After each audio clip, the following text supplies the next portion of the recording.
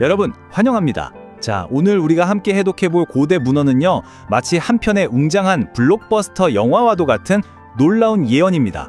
절대 흔들리지 않는 소망의 기원에 대해 다루고 있죠.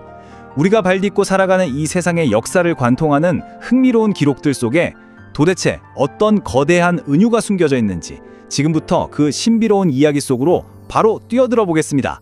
본격적인 이야기에 앞서서 인류 역사를 관통하는 아주 거대한 미스테리 하나를 먼저 던져볼까 합니다. 도대체 왜 세상의 그 잘나가던 제국들은 결국 다 무너지고 마는 걸까요? 한 번쯤 이런 생각 해보시지 않았나요? 아무리 영원할 것 같던 권력도 하늘을 찌를 듯이 기세등등하던 거대한 제국들도 결국엔 다 역사 속으로 흔적도 없이 사라져버리잖아요.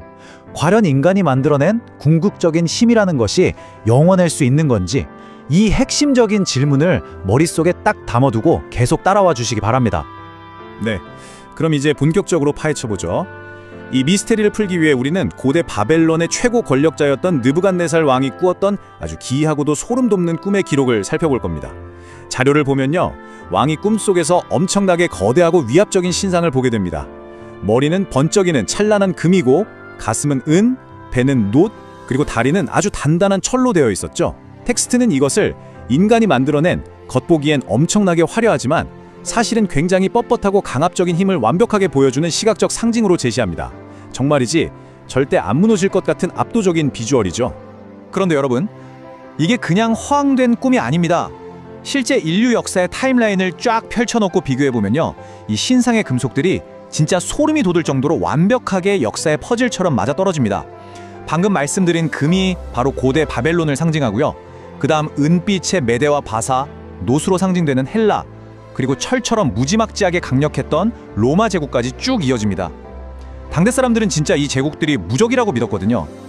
하지만 역사가 증명하듯이 이 거대하고 찬란했던 제국들은 결국 예외 없이 싹 다 붕괴하고 맙니다. 아주 철저하게 말이죠. 자, 그런데 이 고대 문헌의 진짜 하이라이트, 엄청난 클라이맥스는 바로 지금부터입니다. 여기서 마치 다윗과 골리앗을 보는 것 같은 극적인 사건이 벌어지거든요. 갑자기 사람의 손이 전혀 닿지 않은 그냥 자연 그대로의 작고 거친 돌 하나가 쌩 하고 날아오더니 이 거대한 우상을 그야말로 산산조각을 내버립니다. 아무런 무기도 장비도 없는 이 돌 하나가 그 단단한 금속들을 가볍게 박살내버리고는 점점 커져서 나중엔 온 세상을 뒤덮는 거대한 산맥이 되어버리는 거예요. 진짜 엄청난 시각적 충격 아닙니까? 여기서 우리가 진짜 주목해야 할 포인트는 두 세계의 극명한 대비입니다. 이 슬라이드를 보시면 두 세계가 어떻게 다른지 한눈에 확 들어오실 텐데요. 한쪽은 무력과 강압으로 억지로 세워진 차갑고 생명력 없는 금속들의 나라입니다. 결국 파멸될 운명을 가진 세상의 제국들이죠. 반면에 다른 한쪽은 어떤가요? 처음엔 아주 작고 초라하게 시작됐지만 스스로 생명력을 가지고 유기적으로 살아 숨쉬면서 영원히 확장해 나가는 돌입니다. 문헌에서는 이것을 하나님의 나라라고 부르죠. 죽어있는 뻣뻣한 금속과 살아있는 유기적인 돌. 텍스트가 의도적으로 배치한 이 기가 막힌 대비가 느껴지시나요? 자, 그럼 이제 이 신비로운 꿈의 진짜 의미를 해독하기 위해 시야를 좀 더 확 넓혀보겠습니다. 우주적인 차원의 기록으로 넘어가는 건데요. 고대 문헌 중 하나인 골로새서를 보면 하늘에서 날아온 그 돌이 그냥 흔한 바위 덩어리가 아니라고 분명히 말합니다. 그 돌은 바로 모든 창조물의 궁극적인 통치자인 예수 그리스도를 상징한다는 거죠. 텍스트에 등장하는 이 구절이 그 사실을 아주 명확하게 짚어줍니다. 그가 만물보다 먼저 계시고 만물이 그 안에 함께 섰느니라. 제가 이 기록을 분석하면서 정말 흥미로웠던 게요, 바로 이 언어학적 단서 때문입니다. 방금 읽은 구절에서 함께 섰느니라로 번역된 헬라어 원어가 쉬니스템이거든요. 근데 이 단어가 그냥 멍하니 같이 서 있다는 뜻이 절대 아닙니다. 붙들어 유지하다, 그러니까 흩어지지 않게 꽉 묶어주는 결합체 역할을 한다는 강력한 뜻이에요. 여러분, 무질서하고 혼돈으로 가득한 이 거대한 우주가 붕괴하지 않고 지금까지 완벽하게 유지되는 이유가 뭘까요? 텍스트의 설명에 따르면 바로 그 통치자가 온 우주를 꽉 붙들고 있는 말 그대로 우주적 접착제 역할을 톡톡히 하고 있기 때문이라는 겁니다. 문헌들은 이런 엄청난 우주의 원리를 일종의 신성한 리듬으로 설명하고 있습니다. 이 3박자를 한번 자세히 볼까요? 첫째, 성부 하나님은 전체적인 밑그림, 즉 모든 만물과 역사를 쫙 계획하십니다. 둘째, 성자 예수님은 그 그 창조된 만물이 와르르 무너지지 않도록 앞서 말씀드린 접착제처럼 단단히 붙드시고 유지하십니다. 그리고 마지막 셋째, 성령 하나님은 이 완벽한 마스터 플랜을 우리의 실제 역사 속에서 구체적으로 하나하나 실행해 나가시는 거죠. 이 세 가지 박자가 아주 기가 막히게 맞물려 돌아가면서 신적 존재가 이 모든 시간표의 최고 권위자로서 세상을 완벽하게 이끌어가고 있다는 걸 보여주는 핵심적인 대목입니다. 그리고 이 대목은 텍스트가 우리에게 전하고자 하는 또 다른 진짜 목적을 훌륭하게 설명해 줍니다. 여러분, 아까 그 날아온 돌이 거대한 우상을 와장창 부셨잖아요. 그런데 그게 단순히 낡고 부패한 세상을 심판해서 끝장내버리려는 목적만이 아니었습니다. 고대 기록에 따르면 그 돌은 새로운 몸, 그러니까 교회라고 불리는 완전히 새로운 생명 공동체에 살아있는 머리가 되기 위해 온 것입니다. 다 부수고 끝내려는 게 아니라 완전히 새롭게 다시 시작하기 위한 엄청난 상징이었던 거죠.